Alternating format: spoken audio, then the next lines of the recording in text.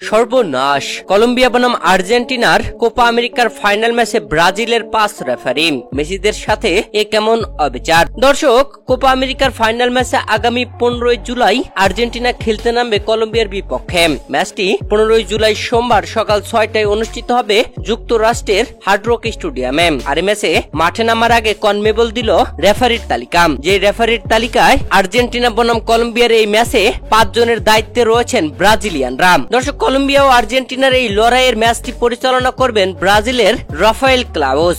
বৃহস্পতিবার এক বিবৃতি দিয়ে কোপা আমেরিকার ফাইনালের ম্যাচ অফিসিয়ালদের তালিকা প্রকাশ করে কনমেবল। ফাইনালে রেফারি ক্লাউস একাই নন, তার সহকারীর দায়িত্বে পাওয়া 2 জন রেফারিও ব্রাজিলিয়ান, ব্রুনো পিরেজ ও রদ্রিগো কোরেয়া। তবে চতুর্থ ও পঞ্চম রেফারির দায়িত্ব পালন করবেন প্যারাগুয়ের হুয়ান বেনতেজ ও এদুয়ার্দো কার্দোজা।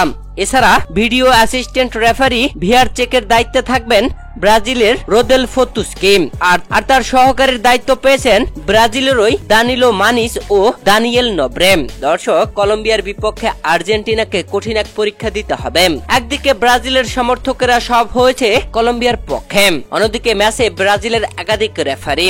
কেমন হতে পারে এই ম্যাচটি অবশ্যই কমেন্ট করে জানাবেন।